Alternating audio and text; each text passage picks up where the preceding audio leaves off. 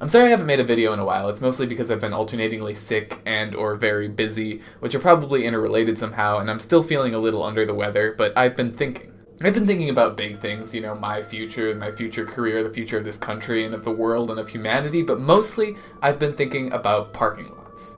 I haven't been thinking about parking lots as in the physical structure, the place where you put your car. I've been thinking about the words parking and lot. I know what parking is. It's to put your car someplace semi-permanently, and a lot is kind of a space designated for some purpose. But in most of the Anglosphere outside of the United States, these places are called car parks, not parking lots. And to me, this just makes way more sense. It's a park where you put your car. A park in the sense of kind of a lot. But wait a second. If we're to assume that parking lot and car park are somehow etymologically related, then the assumption is that parking, the verb, and park, the noun, are essentially one and the same. But then a park is essentially a lot, and parking lot doesn't really make any sense. And if you do the research, it turns out that this is the relationship. Parks used to just be an enclosed space, and then they were designated places to store military equipment. But then one of these parks used for cars was called a car park, but to put something in a park is parking. And somehow between the UK and the United States, the parking stayed, but the park did not, so we called them lots, and we ended up with this weird combination of words, parking lot. I hesitate to call it redundant because it doesn't really make sense to get rid of either word. Parking lot has a meaning of its own that just lot loses, and so does park, and to just park loses the fact that there's a specific place where you're doing it.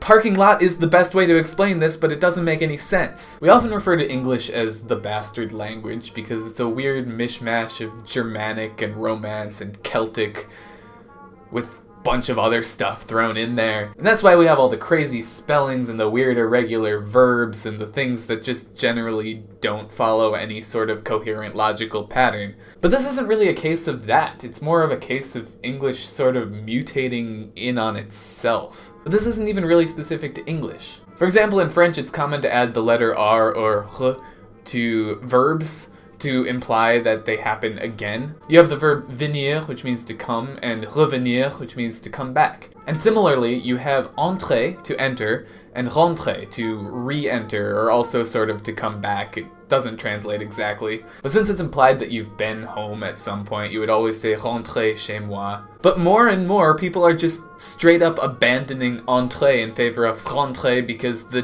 distinction is not super important. It's the same idea. But then the verb gains this weird, unnecessary prefix that isn't actually involved in the meaning in any way. It's just kind of there. And it's still early enough in French for this to be considered a mistake. It's still incorrect to say rentrer when you really mean entrer. But it doesn't take much for that to change. France, like a lot of countries, has a regulating body that kind of controls the way the language is used. It's called the French Academy, or l'Académie Française. And they're the ones who definitively say, no, you cannot use rentrer to mean entrer.